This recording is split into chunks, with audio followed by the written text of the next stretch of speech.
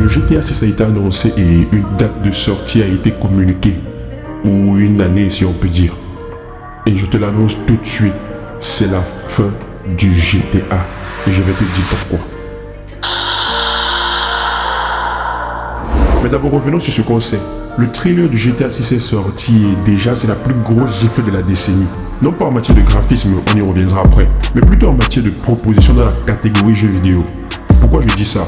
Eh bien, les records battus par le trailer sorti il y a 3 jours sont un bon marqueur de l'attente autour de la franchise. Révélation de jeux vidéo. Si le contenu vous plaît, n'oubliez pas de liker, d'activer la cloche de notification, de me laisser vos impressions en commentaire pour plus de vidéos similaires.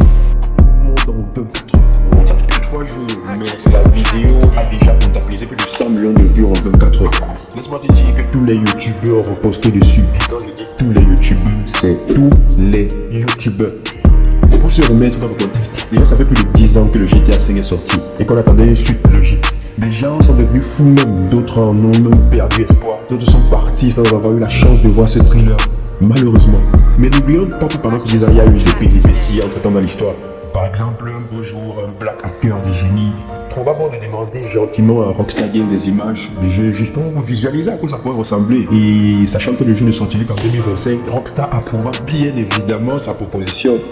Et lui donna sa résistance des images et lui donna même l'autorisation de reposter ces images sur son mur X. J'aime toujours pas ce nouveau nom de Twitter au passage. Bon, en gros, c'est l'histoire enjolivée de ce qui s'est passé. Si on veut la raconter de façon plus réelle, on va juste dire un BG a décidé d'attaquer Rockstar Games pour avoir des images du jeu car vraiment l'attente était interminable. Avec ce trailer qui est sorti dernièrement, c'est confirmé que cette fuite était totalement et bel et bien réelle.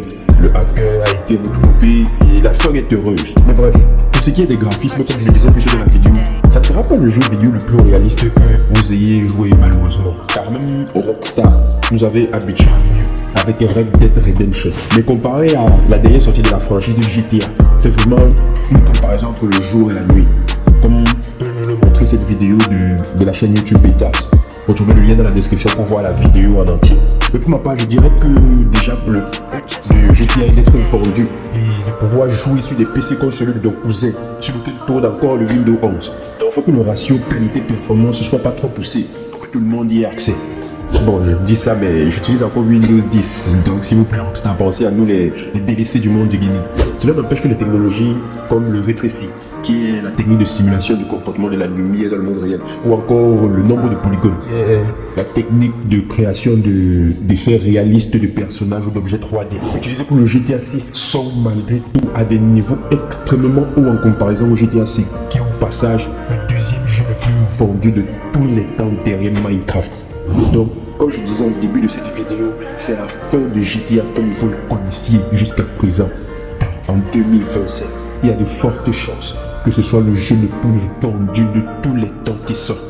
Et laissez-moi vous dire, vous n'êtes pas prêts.